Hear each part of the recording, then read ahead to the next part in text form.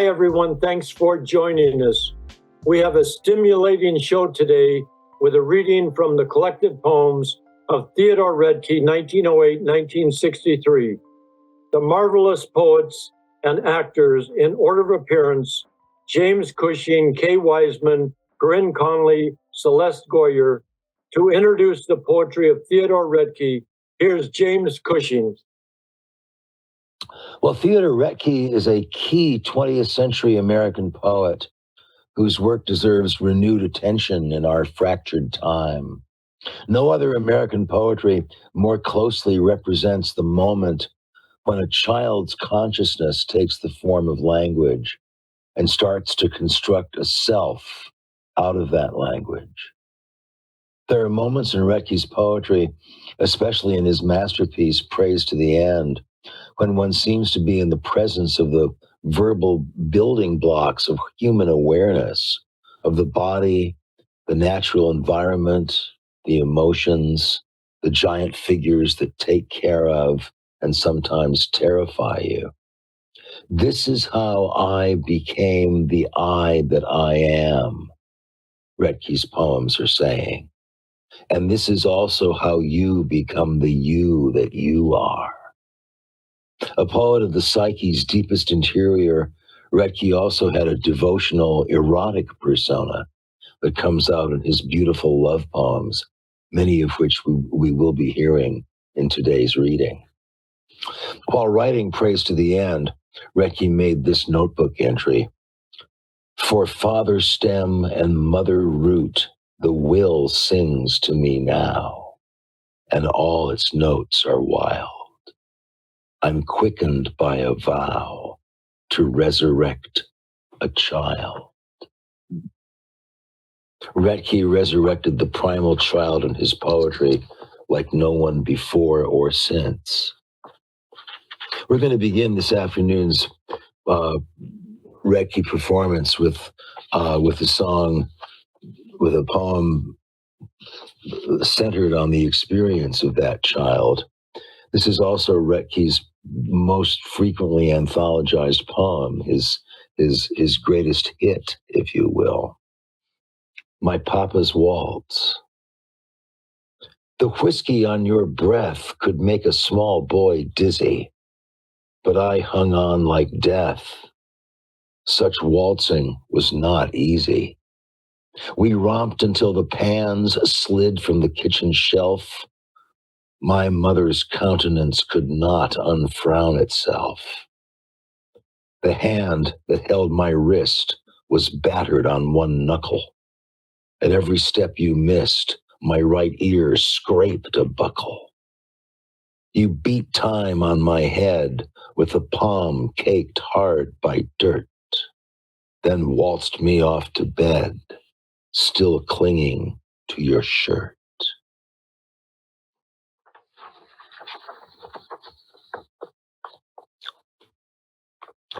Of course, the child grows up and discovers within his own possibilities the role and persona of the lover.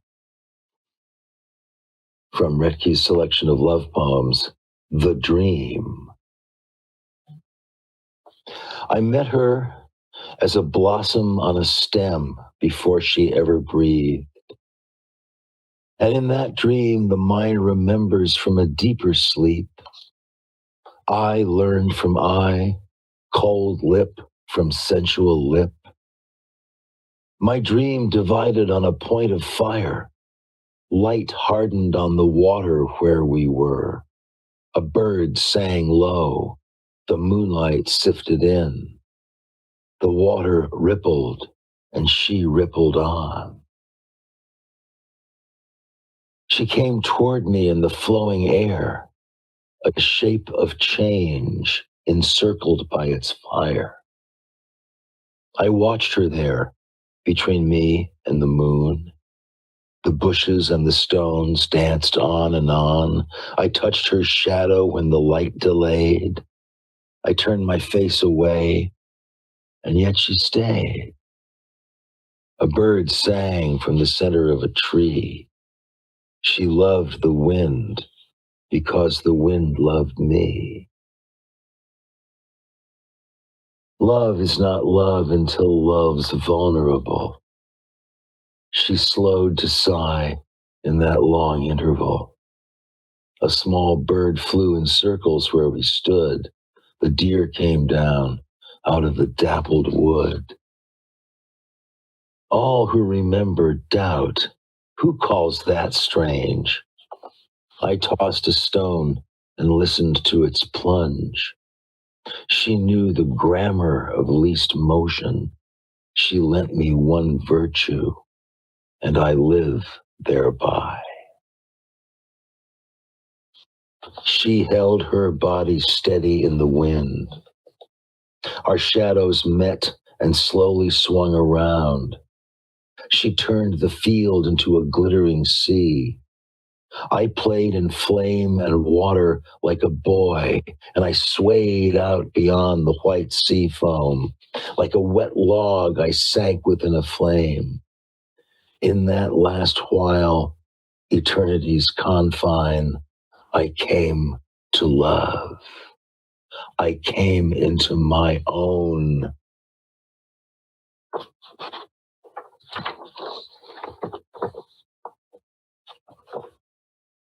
All the earth, all the air.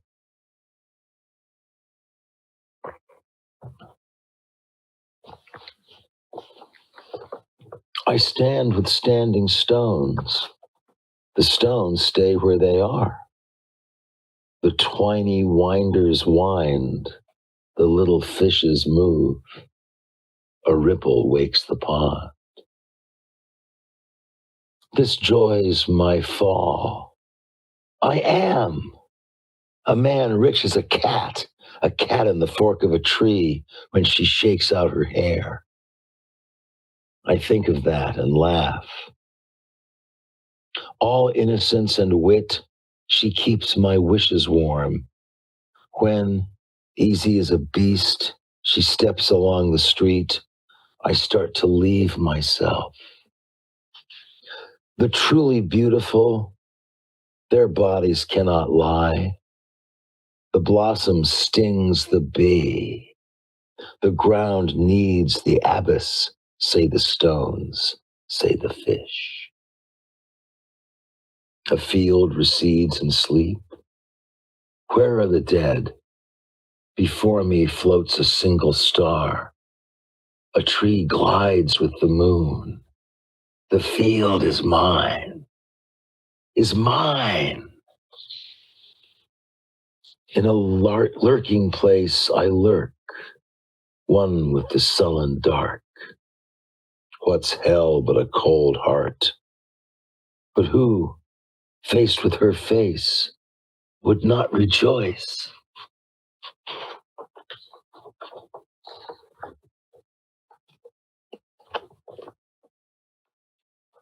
Words for the wind. 1. Love, love, a lily's my care. She's sweeter than a tree. Loving, I use the air most lovingly. I breathe. Mad in the wind, I wear myself as I should be. All's even with the odd. My brother the vine is glad. Are flower and seed the same? What do the great dead say? Sweet Phoebe, she's my theme. She sways whenever I sway. Oh, love me while I am, you green thing in my way, I cried.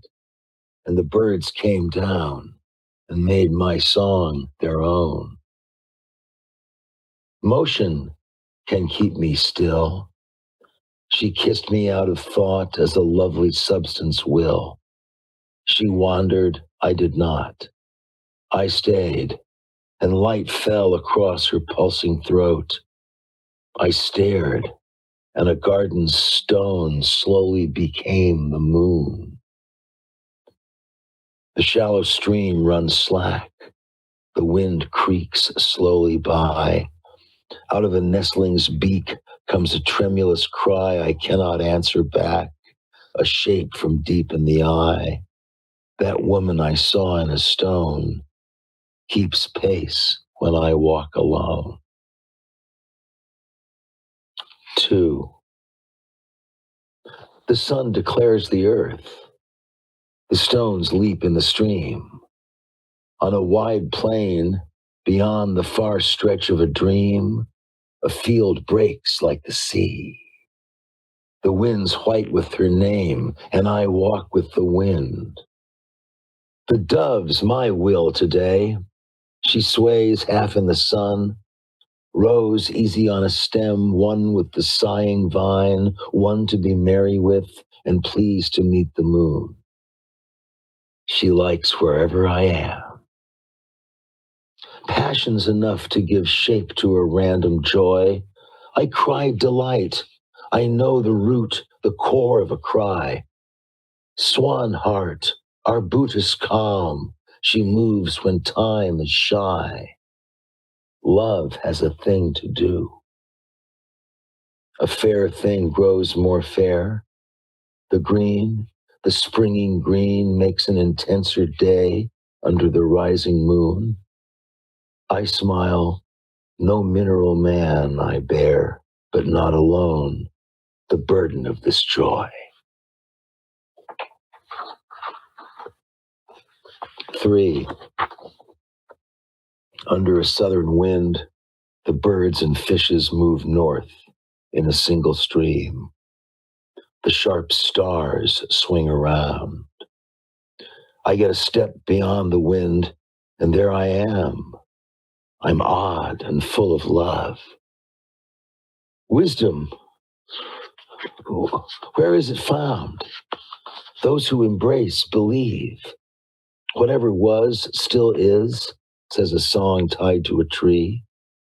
Below on the ferny ground, in rivery air at ease, I walk with my true love. What times my heart? I care. I cherish what I have had of the temporal. I am no longer young, but the winds and waters are. What falls away will fall. All things bring me to love. 4. The breath of a long root, the shy perimeter of the unfolding rose, the green, the altered leaf, the oyster's weeping foot, and the incipient star are part of what she is. She wakes the ends of life. Being myself, I sing the soul's immediate joy. Light, light, where's my repose? A wind wreathes round a tree. A thing is done, a thing body and spirit know. When I do what she does, creaturely creature she, I kiss her moving mouth, her swart hilarious skin. She breaks my breath in half. She frolics like a beast, and I dance round and round, a fond and foolish man, and see and suffer myself in another being at last.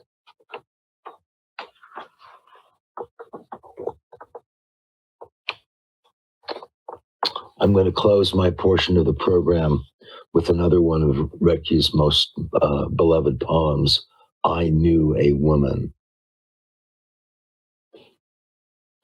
I knew a woman, lovely in her bones. When small birds sighed, she would sigh back at them. Ah, when she moved more ways than one. The shapes a bright container can contain. Of her choice virtues, only God should speak, or English poets who grew up on Greek. I'd have them sing in chorus, cheek to cheek.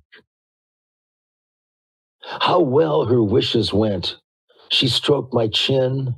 She taught me turn and counter-turn and stand. She taught me touch, that undulant white skin. I nibbled meekly from her proffered hand. She was the sickle, I, poor I, the rake, coming behind her for her pretty sake. But what prodigious mowing did we make? Love likes a gander and adores a goose.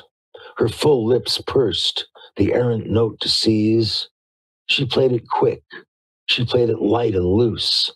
My eyes, they dazzled at her flowing knees. Her several parts could keep a pure repose, or one hip quiver with a mobile nose. She moved in circles, and those circles moved. Let seed be grass, and grass turn into hay. I'm martyr to emotion not my own. What's freedom for? To know eternity. I swear she cast a shadow white as stone, but who would count eternity in days? These old bones live to learn her wanton ways. I measure time by how a body sways. Our next reader will be Kay Weissman. Thank you for listening. I think the dead are tender. Shall we kiss? My lady laughs, delighting in what is. If she but sighs, a bird puts out its tongue. She makes space lonely with a lovely song. She lilts a low, soft language, and I hear down long sea chambers of the inner ear. We sing together. We sing mouth to mouth. The garden is a river flowing south. She cries out loud the soul's own secret joy. She dances, and the ground bears her away. She knows the speech of light and makes it plain. A lively thing can come to life again. I feel her presence in the common day, in that slow dark that widens every eye. She moves as water moves and comes to me, stayed by what was and pulled by what would be. The Pure Fury. 1. Stupor of knowledge lacking inwardness. What book, O learned man, will set me right? Once I read nothing through a fearful night, for every meaning had grown meaningless. Morning I saw the world with second sight, as if all things had died and rose again. I touched the stones, and they had my own skin. 2. The pure admire the pure and live alone. I love a woman with an empty face. Parmenides put nothingness in place. She tries to think and it flies loose again. How slow the changes of a golden mean. Great Bohème rooted all in yes and no. At times, my darling squeaks in pure Plato. 3. How terrible the need for solitude, that appetite for life so ravenous. A man's a beast prowling in his own house, a beast with fangs and out for his own blood until he finds the thing he almost was, when the pure fury first raged in his head and trees came closer with a denser shade. 4. Dream of a woman and a dream of death. The light air takes my being's breath away. I look on white and it turns into gray. When will that creature give me back my breath? I live near the abyss. I hope to stay until my eyes look at a brighter sun as the thick shade of the long night comes in.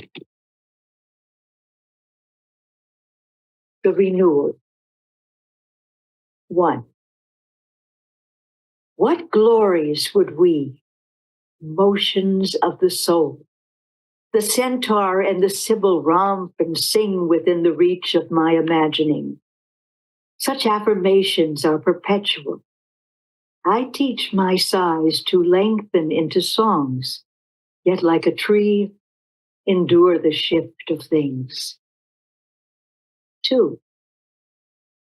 The night wind rises.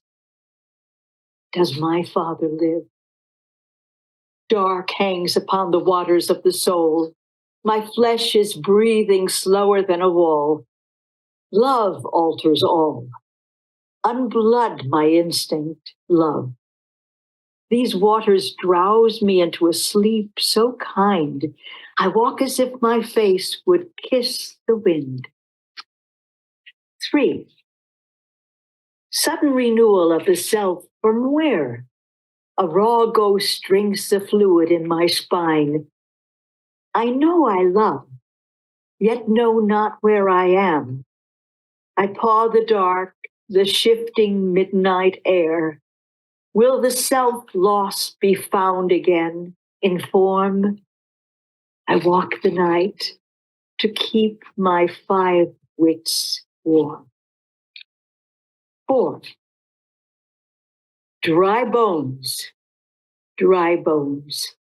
I find my loving heart, illumination brought to such a pitch, I see the rubble stones begin to stretch as if reality had split apart, and the whole motion of the soul lay bare.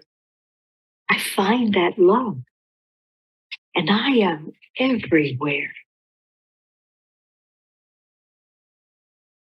Love's progress. 1. The possibles we dare, oh rare propinquity.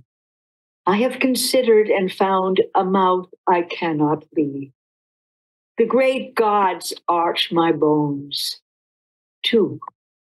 The long veins of the vine journey around a tree. Light strides the rose. A woman's naked in water. And I know where she is. 3. True, she can think a bird until it broods in her eyes. Love me my violence, light of my sprint, light beyond the look of love. 4. It's midnight on the mouse, the rabbit, and the wren. A log sings in its flame. Father, I'm far from home, and I have gone nowhere. 5. The close dark hugs me hard, and all the birds are stone. I fear for my own joy. I fear myself in the field, for I would drown in fire. The surly one. 1. When true love broke my heart in half, I took the whiskey from the shelf and told my neighbors when to laugh. I keep a dog and bark myself. 2. Ghost cries out to ghost, but who's afraid of that? I fear those shadows most that start from my own feet.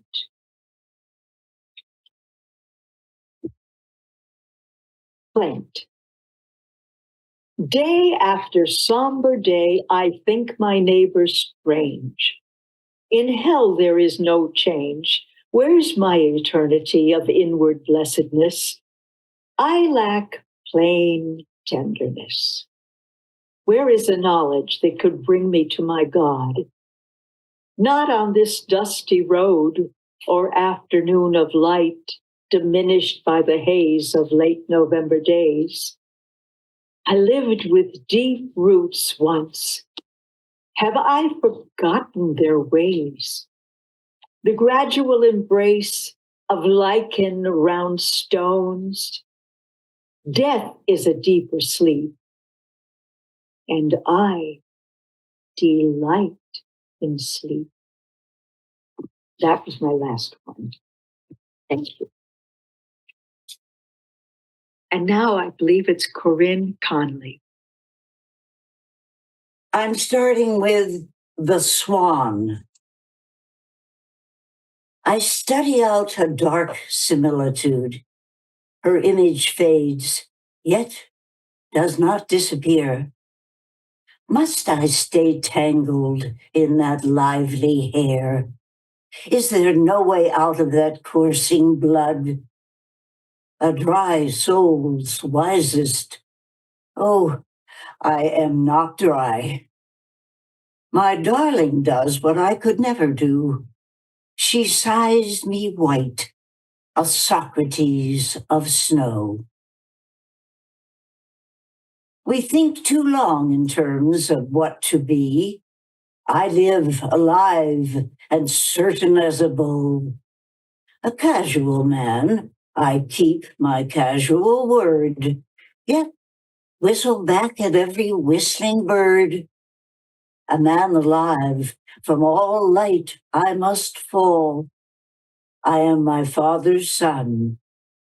I am John Donne whenever I see her with nothing on.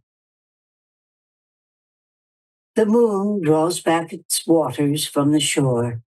By the lake's edge, I see a silver swan, and she is what I would. In this light air, lost opposites bend down. Sing of that nothing of which all is made, or listen into silence like a god. Memory. 1. In the slow world of dream, we breathe in unison. The outside dies within, and she knows all I am. 2. She turns as if to go, half bird, half animal. The wind dies down on the hill. Loves all I know. 3. A doe drinks by a stream, a doe and its fawn. When I follow after them, the grass changes to stone. The rose. 1. There are those to whom place is unimportant, but this place, where sea and fresh water meet, is important. Where the hawks sway out into the wind without a single wing beat, and the eagles sail low over the fir trees, and the gulls cry against the crows in the curved harbors, and the tide rises up against the grass, nibbled by sheep and rabbits. A time for watching the tide, for the heron's hieractic fishing, for the sleepy cries of the towie, the morning birds gone, the twittering finches, but still the flash of the kingfisher, the wing beat of the scoter, the sun a ball of fire coming down over the water, the last geese tossing against the reflected afterlight, the moon retreating into a vague cloud shape to the cries of the owl, the eerie whooper. The old log subsides with the lessening waves, and there is silence. I sway outside myself into the darkening currents, into the small spillage of driftwood, the waters swirling past the tiny headlands. Was it here I wore a crown of birds for a moment, while on a far point of the rocks, the light heightened, and below, in a mist out of nowhere, the first rain gathered? 2. As when a ship sails with a light wind, the waves less than the ripples made by rising fish, the lace-like wrinkles of the wake widening, thinning out, sliding away from the traveler's eye. The prow pitching easily up and down, the whole ship rolling slightly sideways, the stern high, dipping like a child's boat in a pond. Our motion continues. But this rose in the sea wind stays in its true place, flowering out of the dark, widening at high noon, face upward, a single wild rose, struggling out of the weight and grace of the morning glory, out of the briary hedge, the tangle of matted underbrush. Beyond the clover, the ragged hay, beyond the sea pine, the oak, the wind-tipped madrona, moving with the waves, the undulating driftwood, where the slow creek winds down to the black sand of the shore, with its thick grassy scum and crabs scuttling back into their glistening craters. And I think of roses, white and red, in the wide 600-foot greenhouses, and my father standing astride the cement benches, lifting me high over the 4-foot stems, the Mrs. Russells, and his own elaborate hybrids. And how those flower heads seem to flow toward me, to beckon me, only a child, out of myself. What need for heaven then, with that man and those roses? 3. What do they tell us? Sound and silence. I think of American sounds in this silence. On the banks of the Tombstone, the wind harps having their say, the thrush singing alone, that easy bird, the killdeer, whistling away from me, the mimetic chortling of the catbird down in the corner of the garden among the raggedy lilacs, the bobolink scurrying from a broken fence post, the bluebird, lover of holes in old wood, lifting its light song, and that thin cry, like a needle piercing the ear, the insistent cicada, and the ticking of snow all around oil drums in the Dakotas. The thin whine of telephone wires in the wind of a Michigan winter. The shriek of nails as old shingles are ripped from the top of a roof. The bulldozer backing away. The hiss of the sandblaster, and the deep chorus of horns coming up from the streets in early morning. I return to the twittering of swallows above water, and that sound, that single sound, when the mind remembers all, and gently the light enters the sleeping soul, a sound so thin it could not woo a bird. Beautiful my desire, and the place of my desire. I think of the rock singing and light making its own silence at the edge of a ripening meadow in early summer. The moon lolling in a close elm, a shimmer of silver. Or that lonely time before the breaking of morning, when the slow freight winds along the edge of the ravaged hillside, and the wind tries the shape of a tree while the moon lingers, and a drop of rainwater hangs at the tip of a leaf, shifting in the wakening sunlight like the eye of a new caught fish. 4.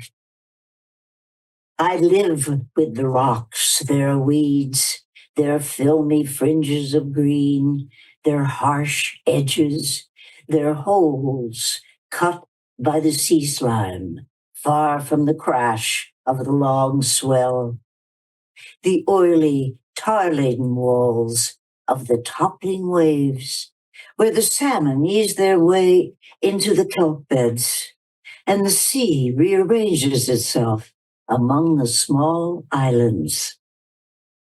Near this rose, in this grove of sun-parched, wind-warped madronas, among the half-dead trees, I came upon the true ease of myself, as if another man appeared out of the depths of my being, and I stood outside myself, beyond becoming and perishing, as something wholly other, as if I swayed out on the wildest wave alive, and yet was still.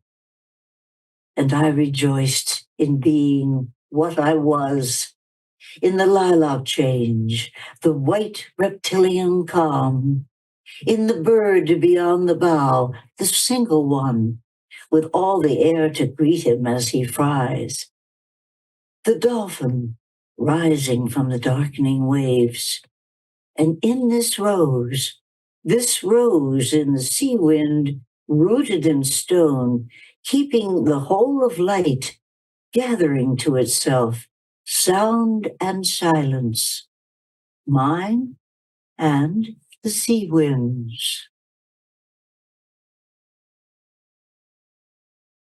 Light listened. Oh, what could be more nice than her ways with a man? She kissed me more than twice, once we were left alone. Who'd look when he could feel? She'd more sides than a seal. The close air faintly stirred, light deepened to a bell, the love beat of a bird. She kept her body still and watched the weather flow. We live by what we do. All's known, all around, the shape of things to be. A green thing loves the green and loves the living ground. The deep shade gathers night.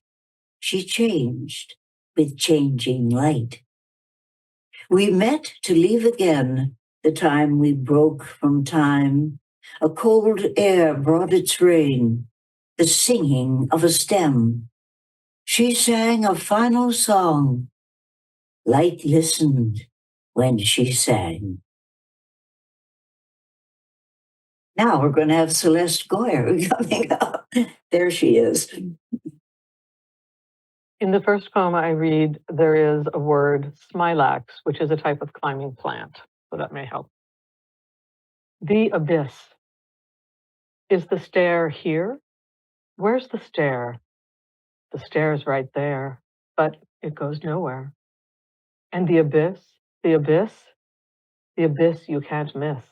It's right where you are, a step down the stair. Each time ever, there always is noon of failure, part of a house. In the middle of, around a cloud, on top a thistle, the winds slowing. 2. I have been spoken to variously, but heard little. My inward witness is dismayed by my unguarded mouth. I have taken too often the dangerous path, the vague, the arid, neither in nor out of this life. Among us, who is holy? What speech abides? I hear the noise of the wall. They have declared themselves those who despise the dove. Be with me, Whitman, maker of catalogues, for the world invades me again, and once more the tongues begin babbling, and the terrible hunger for objects quails me. The sill trembles, and there on the blind, A furred caterpillar crawls down a string. My symbol, for I have moved closer to death, lived with death. Let, like a nurse, he sat with me for weeks, a sly, surly attendant, watching my hands, wary. Who sent him away? I'm no longer a bird dipping a beak into rippling water, but a mole winding through earth, a night fishing otter. 3. Too much reality can be a dazzle, a surfeit, too close immediacy and exhaustion, as when the door swings open in a florist's showroom. The rush of smells strikes like a cold fire. The throat freezes as we turn back to the heat of August, chastened. So the abyss, the slippery cold heights after the blinding misery, the climbing, the endless turning, strike like a fire, a terrible violence of creation, a flash into the burning heart of the abominable. Yet if we wait, unafraid, beyond the fearful instant, the burning lake turns into a forest pool, the fire subsides into rings of water, a sunlit silence. 4. How can I dream except beyond this life? Can I outleap the sea, the edge of all the land, the final sea? I envy the tendrils, their eyeless seeking, the child's hand reaching into the coiled smilax, and I obey the wind at my back, bringing me home from the twilight fishing. In this, my half rest, knowing slows for a moment, and not knowing enters, silent, bearing being itself, and the fire dances to the streams flowing. Do we move toward God or merely another condition? By the salt waves, I hear a river's undersong. In a place of mottled clouds, a thin mist, morning and evening. I rock between dark and dark, my soul nearly my own, my dead selves singing. And I embrace this calm, such quiet under the small leaves. Near the stem, whiter at root, a luminous stillness. The shade speaks slowly. Adore and draw near. Who knows this, knows all. 5. I thirst by day. I watch by night.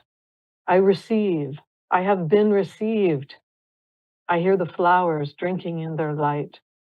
I have taken counsel of the crab and the sea urchin.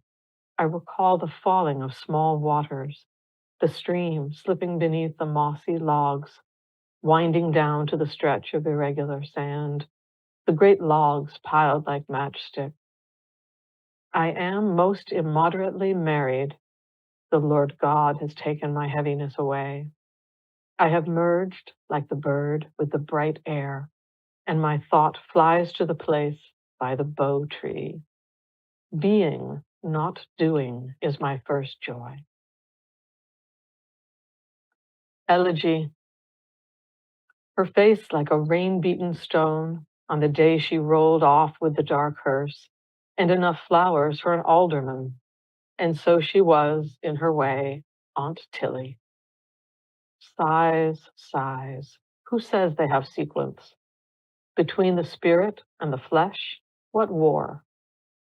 She never knew, for she asked no quarter and gave none.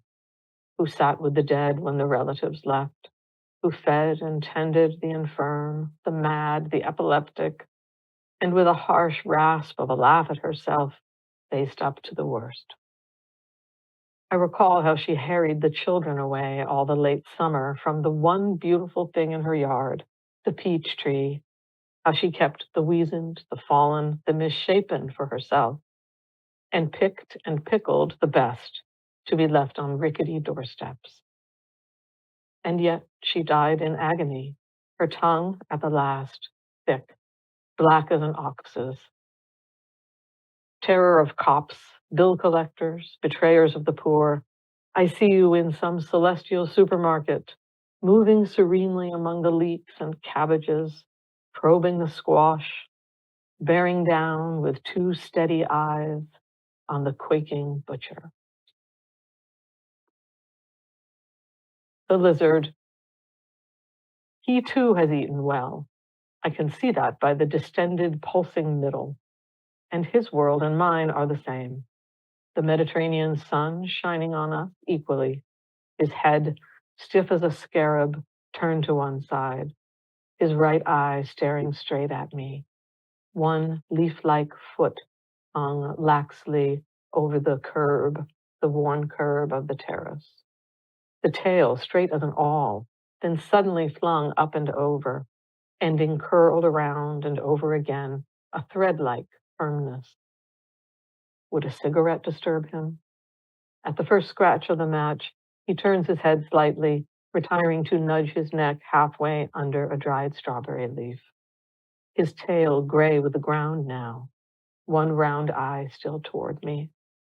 A white cabbage butterfly drifts in, bumbling up and around the bamboo windbreak, but the eye of the tiny lizard stays with me.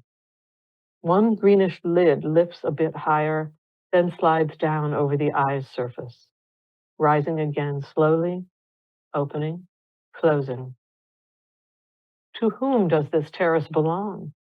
With its limestone crumbling into fine grayish dust, its bevy of bees, and its wind-beaten, rickety sun chairs. Not to me, but this lizard, older than I, or the cockroach. And one more, and then we'll take it back to Harry. The manifestation.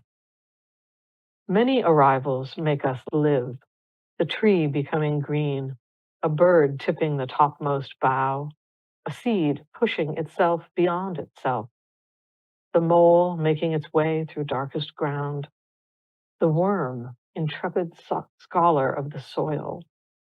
Do these analogies perplex? A sky with clouds, the motion of the moon, and waves at play, a sea wind pausing in a summer tree. What does what it should do needs nothing more. The body moves, though slowly, toward desire. We come to something without knowing why. Thank you. Back to you, Harry. Thank you all for such a lovely, tender singing of Roethke's songs. Some of his themes are nature, love, father-son relationship, childhood growing into manhood, always the wanting the man-woman union, and the deep soul, that yearning. And you've all just did such an elegiac and just a resonant, deep reading. Hearing the words read aloud, I see the tenderness and the love more than I did when I just read the poems. But we have about 5 minutes left. So could we each say something about the poetry, the reading, and start with Jim and then go on in order of the way each one of you read Kay, and then Corinne, and then Celeste? Roethke's father was a commercial flower grower, and had a number of large greenhouses on the family property, and Roethke, as a boy, grew up with the constant presence of nature, not as an ideal, but nature as something that was in your hands, that was in your nose, in your face, on a constant basis. So I think this gives his poetry a physicality, and I especially hear that in the love poems when he talks about how his body is becomes one with everything he sees, becomes one with the trees, one with the stones. I don't think he's being an idealist in those lines. I think he's being very much of a realist. Kay? Yes. Well, something that just touched me so much was the sadness of his life, that with this great talent that he had, that he died at age 55, that he mentally was so, he was ill. He was ill mentally. And how horrible for him, a man who gave so much beauty, and it was taken from him much too soon. It was so lovely to be part of this, and I just loved it. Thank you. Be in the corner listening. I didn't realize that that he had died so young, and I'm surprised because, for one thing, his love for his father was so strong that you get that when you read poetry about having had a wonderful, you feel like that made you have a wonderful childhood to be so close to your father, and what have that. I would think of him as a happy person. Anyway, I did notice with he was. I know poets all use nature and the moon and stars and everything, but not to this degree. It seemed to me he seemed to he made analogies, with like with human emotions and compared them with nature in some way. And you poets can understand that and explain it better than I, but that was something I noticed more than in any other poetry that we've read. And I agree with you, Harry. Hearing them aloud, the love and the tenderness is such a strong effect. I first read them in anthologies, as most people did, and even in a book of all brilliant poems, they stood out with a kind of a resonance and a connection that was really wonderful for a young person just looking to poetry for the first time. And also, I want to say that Jim recently read a work by him that sounded like the collected things that children say when they're just playing and unconscious of anyone listening. What is the name of that piece, Jim? That book? It's remarkable. Praise to the End. Yes. So I encourage people to look that one up. From 1951. It's included in the collected poems. It was also presented as a separate book. Remarkable. Anyway, yes, Harry, thank you. Just to embody and to hear different voices reading the work is always a remarkable experience. That I appreciate you hosting it. You all gave such a beautiful reading. A couple lines that Jim read from some of those early poems. I came to love, I came into my own. And then in Word for the Wind, he says, all things bring me to love. So you all just are such brilliant understanders of what's within the poetry, and you just bring it to life in such a vivid and human way. I mean, that, his humanity stands out so much. And so poetry does break through, the hardness of life and touches us with its words. So thank you very much. And next week, we have two marvelous poets with us, Terence Winch, and he, in the Irish Celtic singers, he wrote a song for them. I think it was something like, when New York was Irish. And he's a singer and also a poet from Washington, D.C. And Kid Robinson will be with us. And they're just both fabulous poets. So, you've all blessed the poetry hour and served poetry so marvelously. So thank you once again, James Cushing, Kay Weissman, Corinne Conley, Celeste Goyer, and here's our host to take us home. She has to go to the next program. Thank you, Allegra Leedom.